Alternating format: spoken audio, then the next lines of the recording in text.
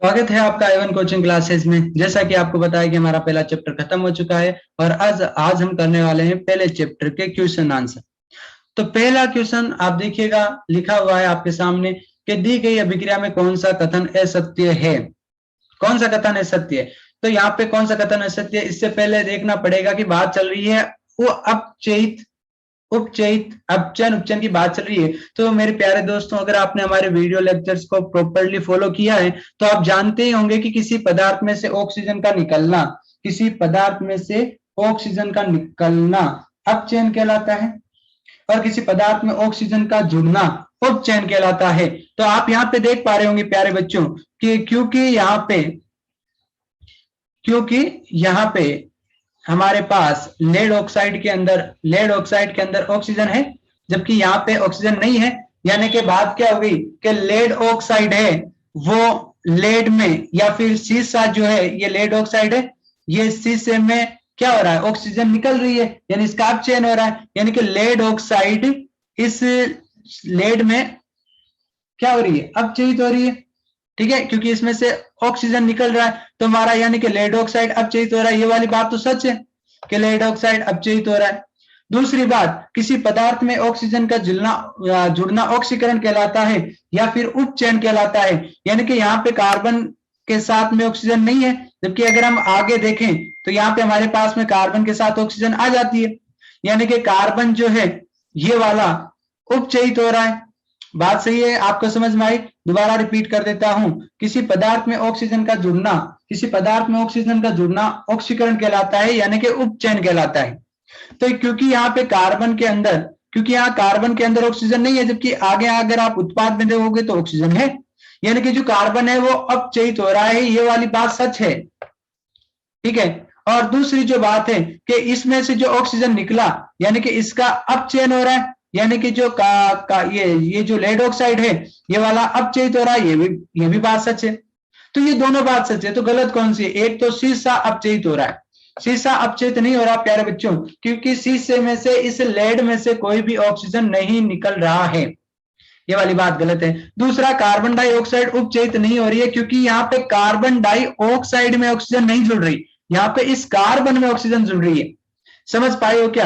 यानी कि ये जो नीचे आपको ऐसी बातें लिखी है कि शीशा अपचयित हो रहा है, ये किससे लिखा है कि अगर ये अपचयित होता तब ऐसा होता कि 2 पीपीओ से 2 पीपी होगा, तो यहाँ पे ऑक्सीजन निकल रहा है और ऑक्सीजन का जो निकलना है वो अपचयन कहलाता है।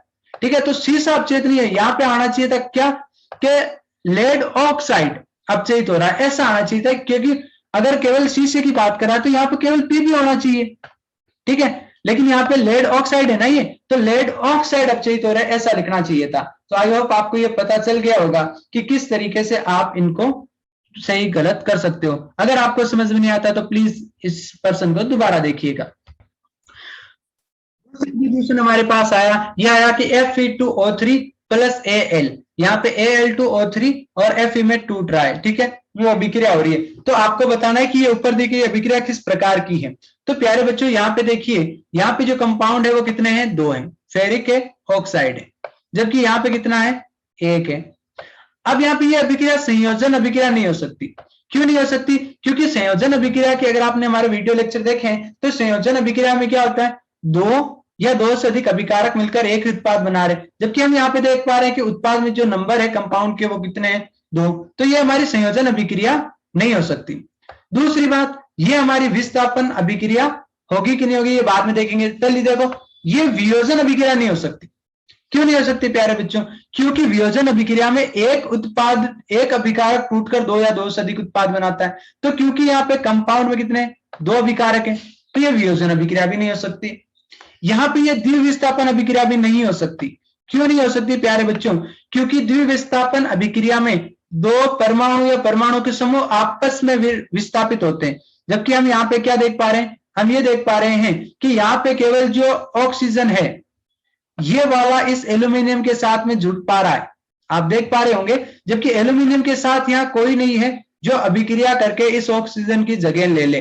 अगर आपने हमारा वीडियो लेक्चर देखा है तो आपको पता होगा कि द्विविस्थापन अभिक्रिया में 2 परमाणु या परमाणु के समूह आपस में विस्थापित होते हैं। बट अगर आप यहाँ पे देख पा रहे हो तो यहाँ पे कोई परमाणु या परमाणु का समूह नहीं, यहाँ पे केवल एक ही परमाणु है यहाँ पे केवल एल्यूमिनियम ही है जो इस फेरिक को, इस लोहे को इसके कंपाउंड से अलग कर रहा है।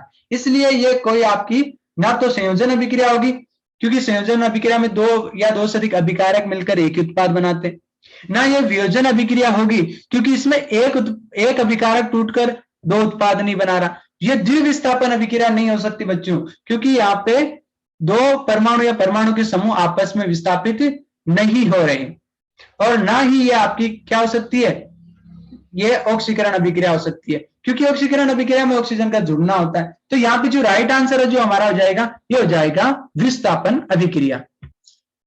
चलिए तीसरे क्वेश्चन पर आगे बढ़ते हैं। तीसरा जो हमारा क्वेश्चन है वो ये है कि लोहे चूर्ण पर तनो हाइड्रोक्लोरिक अम्ल डालने पर क्या होता है। लोहे चूर्ण का मतलब प्यारे बच्चों देखो, यहाँ पे क्लोरीन हाइड्रोजन गैस या आयरन क्लोराइड बनेगा, या क्लोरीन गैस या आयरन हाइड्रोक्साइड बनेगा, या कोई अभिक्रिया नहीं होती, या आयरन लवण है जल बनता है। मेरे प्यारे बच्चों याद रखिएगा कि इस प्रकार की अभिक्रिया को आने के लिए आपको इनका फॉर्मूला आना जरूरी है। देखिए हाइड्रोक्लोरिक एसिड है, ठीक है, यहाँ पे ये हो गया हमारे पास हाइड्रोक्लोरिक एसिड, यानी कि क्या हो गया, HCl हो गया। दूसरे पास हमारे पास क्या है, हमारे पास लोहे चूर्ण है, और लोहा आप जानते हो लोहे का सूत्र क्या होता है, Fe होता है कि नहीं होता। अब यहां से मुझे बताइए कि अभिक्रिया होना या ना होना अलग बात है, क्या कभी जल बनेगा, क्या नहीं बनेगा। क्यों, क्योंकि जल के लिए आपको ऑक्सीजन होना जरूरी है, और ऑक्सीजन आपको ना तो हाइड्रोक्लोरिक एसिड में ऑक्सीजन होता है, ना ही लोहे चूर्ण में ऑक्सीजन होता है, लोहे में ऑक्सीजन नहीं होता, ठीक है। तो यहाँ पे आपका जल तो बन ही नहीं सकता, यानी कि ये आपका ऑप्शन तो एलिमिनेट यहां से हो जाता है।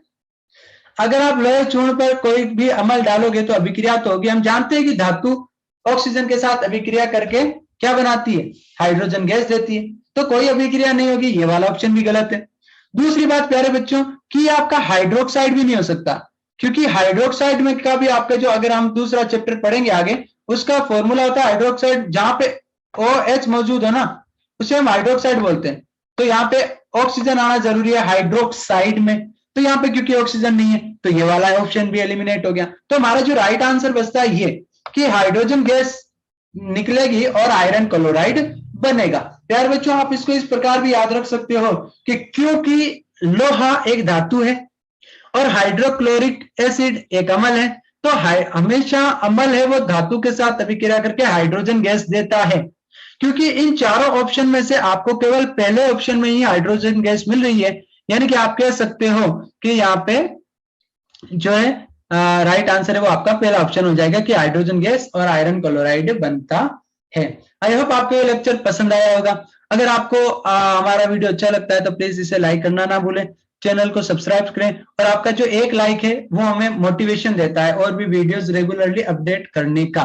तो चलिए फिर अगले क्वेश्चंस के साथ अगले वीडियो लेक्चर में मिलेंगे, तब तक के लिए पढ़ते रहिए। Signing off.